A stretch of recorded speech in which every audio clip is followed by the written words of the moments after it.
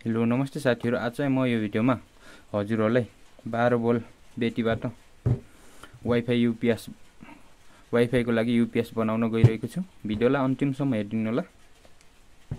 यसको लागि चाहिँ मैले एउटा खाले बक्स लिएको छु, हेर्न सक्नुहुन्छ। यो बक्स भित्र चाहिँ पहिले राखिसकेको छु यसहरु बोटहरु सबै फिट छ। अब ब्याट्री मात्र कनेक्ट मात्र गर्न बाँकी छ। यसमा चाहिँ यो चाहिँ एसएमपीएस हो, 15 भोल्ट 3 एम्पियर को एसएमपीएस हो। यो चाहिँ भोल्टेज लो भयो भने आफै अटो कट गर्ने हो मोडुल हो। यो 10 यो ब्याट्री चाहिँ 10 भोल्ट भन्दा मुनि आयो भने यो रातो बोल्छ अनि आफै कट गरिदिन्छ। यसले चाहिँ पावर दिँदैन अघि। अनि एउटा चाहिँ यहाँ चाहिँ एउटा चाहिँ इनपुट को तार हो, एउटा चाहिँ आउटपुट को लागि यो वाइफाई को राउटर को लागि हामीसँग यो युज गरेको छ। अनि यो चाहिँ एलईडी चाहिँ यो पावर लाइन आएको आएन भन्ने यो चाहिँ चेक गर्ने। अनि यो चाहिँ लो भोल्टेज को है, 10 भोल्ट भन्दा मुनि भयो भने यो बोल्छ। यो यसको चाहिँ यस्तो यूपीएस त देख्नु भयो होला। यसले चाहिँ चार्ज चाहिँ 1-2 घण्टा मात्र काम गर्छ, खपाउँछ।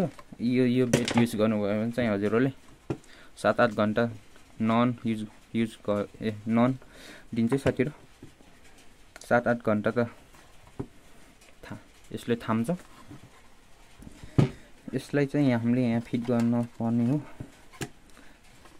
यो एसएमपीएस लाई चाहिँ हामीले मोडिफाई गरेर एलईडी लाई यहाँ लिएको छ एउटा चाहिँ। अनि 15 भोल्ट को लाई चाहिँ 14.2 भोल्ट गराएको छ, जो ब्याट्री को लागि हो।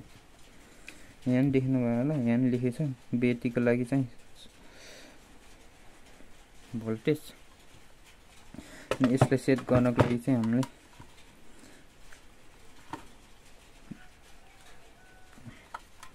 माइनसलाई माइनस अनि प्लसलाई प्लस गराउँदै छौं।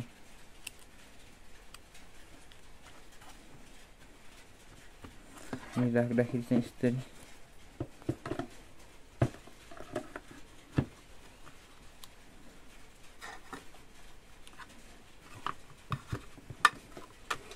यहाँ पनि चेक गर्नु पर्ने हुन्छ साथी। अनि लाइन दिँदा चाहिँ कहाँ बोल्छ भन्दाखेरि हजुरले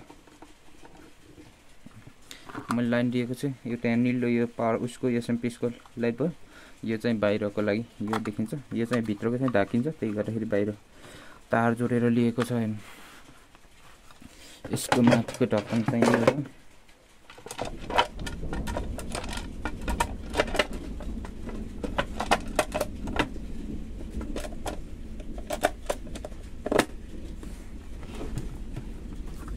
फिट भइसक्यो साथीहरु।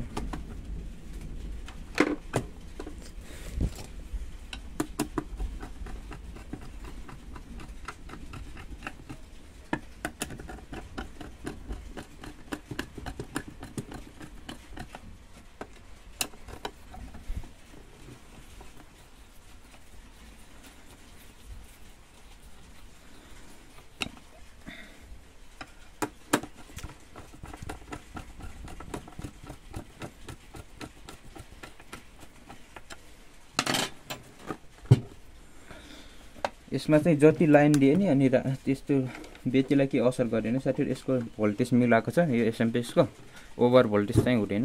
हेर्नुस् यहाँ लाइन आइसक्यो।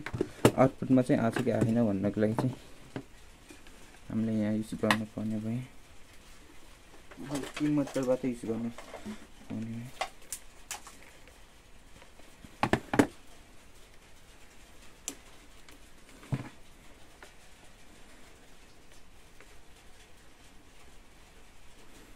13-14 भोल्ट आइसकेको छ साथीहरु।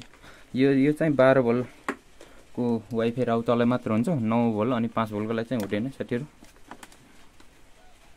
यसको ब्याकअप चाहिँ निकै राम्रो हुन्छ, 7-8 घण्टा चाहिँ खपाउँछ। अनि भिडियो के कस्तो छ कमेन्ट गरिदिनु होला, मन परेमा लाइक अनि शेयर गरिदिनु होला। अनि यस्तै भिडियो हेर्न चाहनुहुन्छ भने चाहिँ च्यानललाई सब्स्क्राइब गरिदिनु होला। आजलाई यति नै, यो भिडियो चाहिँ यति नै आज।